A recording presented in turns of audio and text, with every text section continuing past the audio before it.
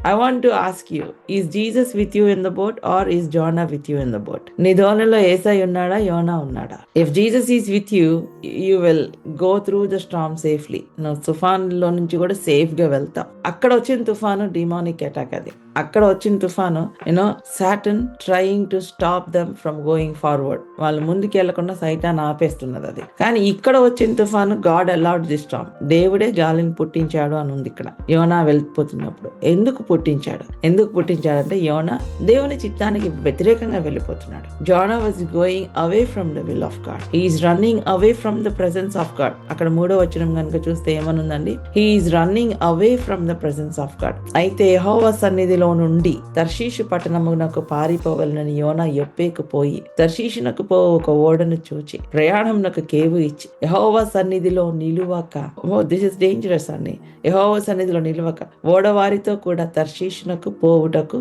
ఓడ ఎక్కెను. He is running away from the presence of God and there is a storm. అక్కడ తుఫాన్ వచ్చింది. సో ఈ రోజున ఒకవేళ మీ జీవితంలో తుఫాను కనుక వస్తే, ఈ రోజున if you are going through some challenges, if you going through some difficulties, ఈ తుఫాన్ దేని వల్ల వచ్చింది?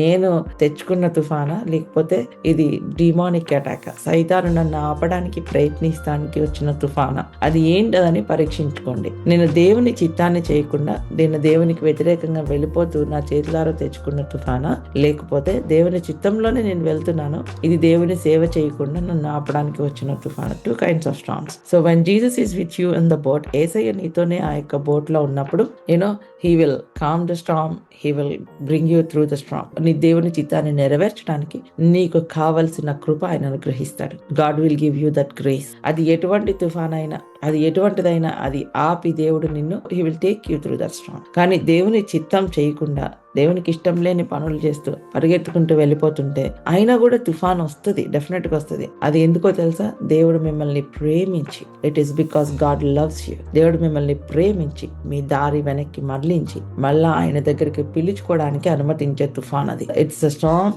To redirect you, to call you back in to the presence of God. తప్పిపోయిన కుమారుడు తండ్రిని కాదని తన డబ్బులు తీసుకొని వెళ్ళిపోయి, ఆస్తంతా తీసుకొని వెళ్ళిపోయినప్పుడు, తన నష్టం అంతా తెచ్చుకున్నప్పుడు అక్కడ దేర్ వాజ్ అ ఫెమిన్. కొన్ని చోట్ల బైబిల్ ఏమనుంటుంది తెలుసా? గాడ్ కాల్డ్ ఫర్ ఫెమిన్ అంటుంది. దేవుడే ఆ యొక్క ఫెమిన్ అలౌ చేశాడు. అక్కడ కరువు వచ్చింది. ఆ కరువు రాకపోతే తండ్రి దగ్గరకు వచ్చేవాడు కాదు. అవునా కాదండి? If there is no famine, he would have not come to the father. తండ్రి దగ్గరకు వచ్చి ఉండేవాడు కాదు. సో కొన్నిసార్లు all these are the disciplinary things from God. So when God loves that means he loves you.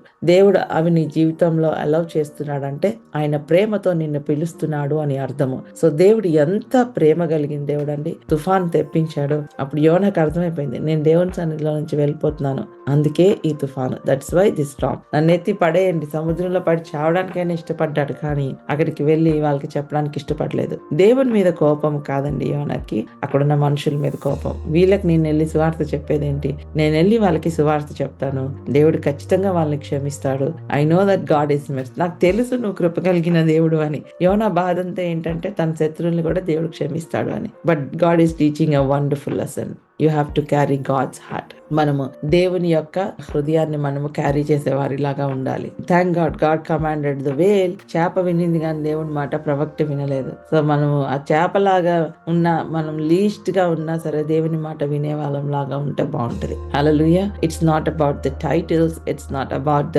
The degrees that we carry, it is about the heart and the posture towards the will of God. Even an animal listen to the word of God. Immediate గా చేప వినింది కానీ యోనా వినలేదు. But మనము యోనా లాగా ఉంటున్నామా? దేవుని చిత్తానికి వ్యతిరేకంగా వెళ్తూ ఉంటే, if you don't give priority to God, my dear brothers and sisters, if you are running away from the will of God, and when you know that this is not the will, this is not the will of God, this is not the purpose of God, and you are running away, if you are walking away, don't get surprised if you experience any storms in life. నేను storms face చేస్తున్నాను sister, నేను ఈ యొక్క recession face చేస్తున్నాను అంటే, maybe that's the sign that God is calling you to back to the school అన్నట్టు, calling you back to the prayer closet. God is calling you back to the track. మళ్ళీ ఆ track లో దేవుడు నిన్ను పిలుస్తున్నాడు. It's the mercy of God. అది కూడా దేవుని కృపే. That is also the mercy of God. Hallelujah.